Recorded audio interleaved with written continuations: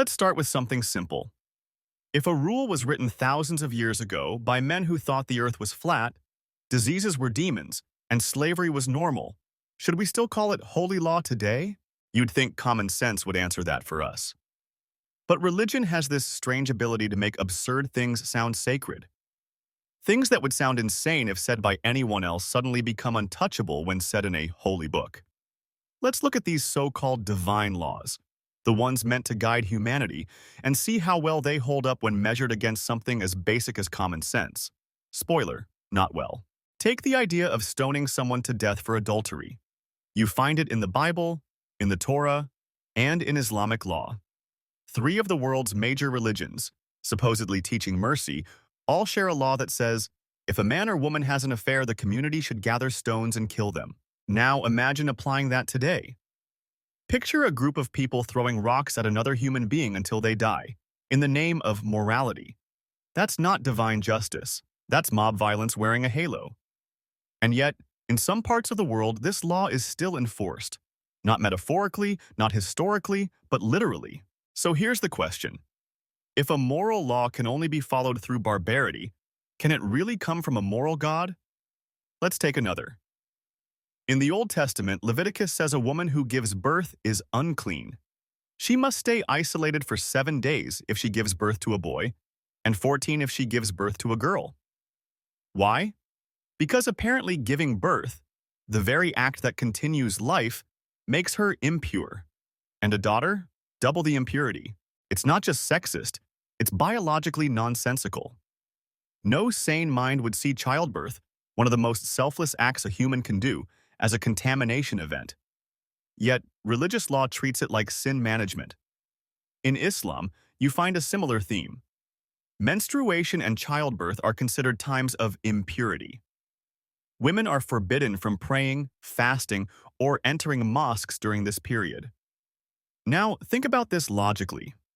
The same God who designed the female body supposedly made it unworthy of worship for doing exactly what it was designed to do. That's not holiness. That's poor logic turned into policy. Let's move on to dietary laws, where divine wisdom meets food snobbery. The Bible forbids eating shellfish. Islam forbids pork. Hinduism forbids beef. Jews have entire manuals on what counts as kosher. All these rules claim to come from the same creator of the universe, the same being who created pigs, cows, shrimp, and humans. Yet somehow he apparently made some animals so unholy that eating them becomes a moral crime. Now, let's put aside belief for a moment. From a purely practical point of view, these food laws made sense in ancient times. Refrigeration didn't exist, hygiene was poor, and spoiled meat could kill. But religion didn't say, avoid pork because it can carry disease in this hot climate. It said, avoid pork because God will be angry. That's not science. That's superstition, pretending to be nutrition. When science eventually gave us refrigerators, antibiotics, and hygiene, these rules should have expired like old milk. Instead, they became divine commands. Billions still follow them blindly, not because they make sense, but because they were once written down. Now here's another gem of holy reasoning. Slavery. The Bible doesn't just tolerate it, it regulates it. Exodus 21 literally tells you how to buy slaves, how long to keep them, and how to beat them without punishment, as long as the slave doesn't die immediately. That's not an exaggeration, it's in the text. Islamic law allows slavery too, calling them those whom your right hand possesses. Even the Prophet himself had slaves. You could say it was a different time, but then ask yourself, if the law truly came from an all-knowing, timeless God, why didn't it abolish slavery outright? If divine morality changes with time, then maybe it was never divine to begin with. Then there's the absurdity of blasphemy laws, perhaps the clearest proof that religion fears reason. In Pakistan, Saudi Arabia, Iran, and other nations, people are executed or imprisoned for insulting prophets or questioning scripture. Think about what that means. The creator of galaxies, black holes, and billions of stars apparently needs human governments to defend his reputation from mean words. It's like saying the sun needs you to light a candle for it. Blasphemy laws exist not to protect God, but to protect fragile dogma. Because once people start thinking critically, faith starts falling apart. And that's exactly what these laws are designed to prevent. In many Islamic countries, criticizing religion can get you jailed, exiled, or killed. Even asking rational questions, like, why would a merciful God burn people forever, is considered dangerous speech. If your belief system can't survive a question, maybe the problem isn't the question. Then we have the moral hypocrisy of religious punishment. The idea that eternal torture in hell is a fair consequence for temporary human mistakes. Imagine a person living for 70 years, and because they didn't follow the right rituals or believe in the right book, they are punished for eternity, forever. That's infinite punishment for finite sin. If any human court handed out a life sentence for stealing a loaf of bread, we'd call it injustice. Yet, when a god supposedly does it, it's called divine justice. What logic supports that? What morality defends eternal flames as a teaching tool? It's moral sadism disguised as holiness. Religious law also loves to meddle with sexuality, an area where it has absolutely no clue but infinite authority. From banning homosexuality to forcing women into arranged marriages to punishing premarital sex, religion has a long list of obsessions that have nothing to do with ethics and everything to do with control. In many countries, two adults loving each other can be executed, not because they hurt anyone, but because their love didn't fit a religious script written centuries ago. When you outlaw harmless acts of love but legalize acts of hate in the name of faith, you've officially traded morality for madness. Religious laws claim to come from the mind of God, yet they read like the insecurities of ancient men. Laws that treat women as property, slaves as acceptable, unbelief as a crime, and curiosity as rebellion. Look at inheritance laws in Islam, for instance. A son gets twice the share of a daughter, not because he's more intelligent or capable, but simply because he's male. That might have made sense in a desert tribe 1,400 years ago where men earned and women stayed home. But to keep calling it fair today is like insisting Earth is still the center of the universe. Common sense evolves. Religious law doesn't. That's the problem. When humanity grows wiser, religion digs in its heels and calls progress sin. When medicine replaces miracle, it feels threatened. When reason replaces ritual, it panics. And so it keeps creating laws, not to protect people, but to protect itself from becoming irrelevant. Consider apostasy laws, where leaving a religion can cost you your life. Imagine a person being born into a faith by accident of birth, then growing up, thinking critically, and deciding it no longer makes sense, and for that, being killed. No moral logic can justify that. It's like being born into a football club and getting executed for supporting another team. And yet, many nations still enforce it, not just by the state, but by social mobs. People ostracized, attacked, or murdered by their own families for changing beliefs. If a God really wanted love and faith, why make it mandatory at gunpoint? Love chosen under threat isn't love. It's fear dressed in piety. These are not divine laws. They're ancient mistakes carved in stone and mistaken for morality. We humans wrote them, in times when we didn't understand the world, didn't have medicine, didn't know about germs, gravity, or human rights. And then we froze those ideas in time and called them sacred. Religion tells us morality comes from God. But morality evolves as we do. We abolished slavery, gave women rights, separated church from state, and created human rights, not because religion told us to, but because reason did. The more moral we became, the less religious our laws needed to be. Let's talk about how these so-called holy laws keep finding their way into modern societies, long after their expiration date. You'd think that in an age of satellites, quantum computers, and genetic engineering, we'd have outgrown the laws written by people who thought mental illness was demon possession. But somehow, religion keeps its grip on legislation, politics, and even education, all in the name of divine morality. Take the example of blasphemy laws again. In countries like Pakistan, Nigeria, Iran, and Saudi Arabia, you can literally be killed for saying something a religious majority dislikes. Sometimes not even saying it, just being accused is enough.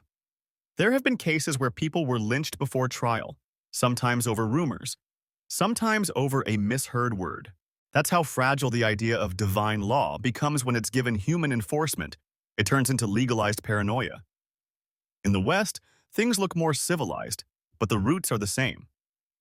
When politicians take oaths on holy books, when courts start quoting scripture to justify bans on abortion or same-sex marriage, it's still the same ancient logic sneaking in, dressed up in modern suits.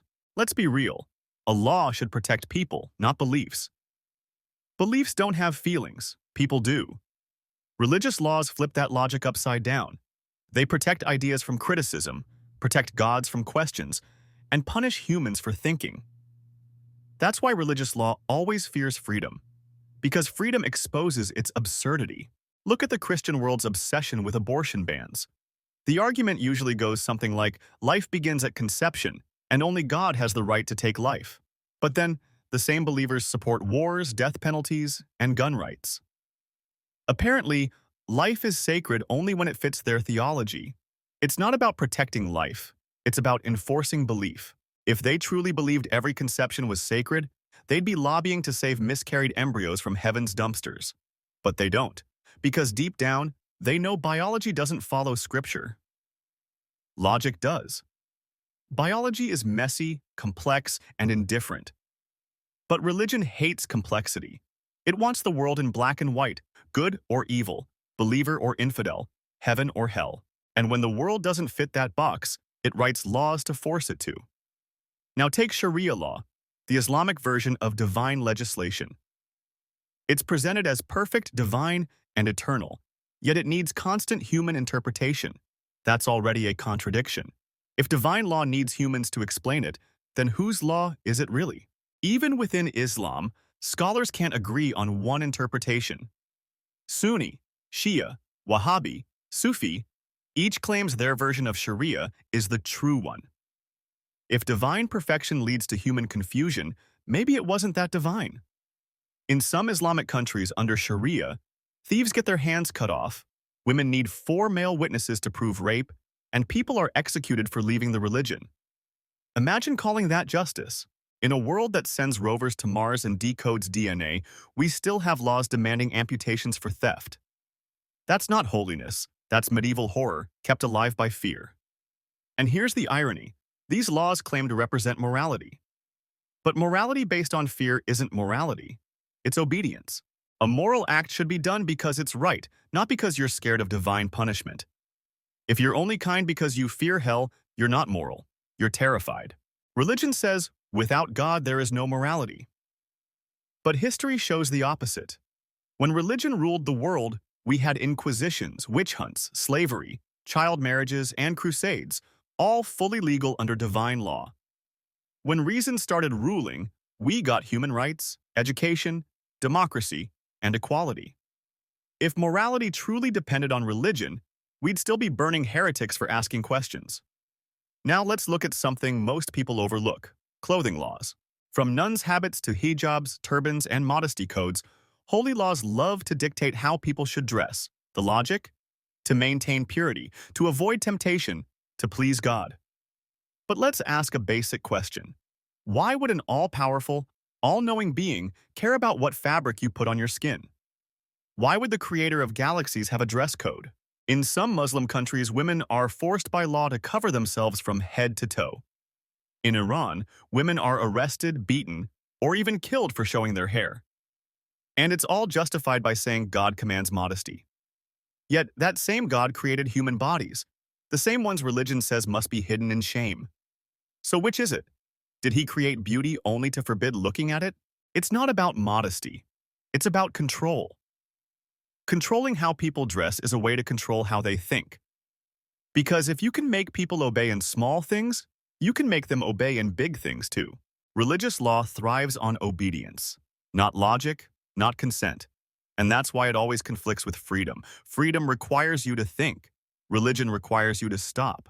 Now consider holy war laws, the commandments that justify violence in the name of faith. The Bible has them. The Quran has them. The Torah has them.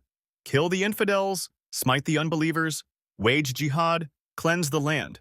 Today, we call it terrorism when done by individuals, but holy mission when done by empires. The logic hasn't changed. Only the branding has. When you believe your violence is endorsed by God, you can justify anything.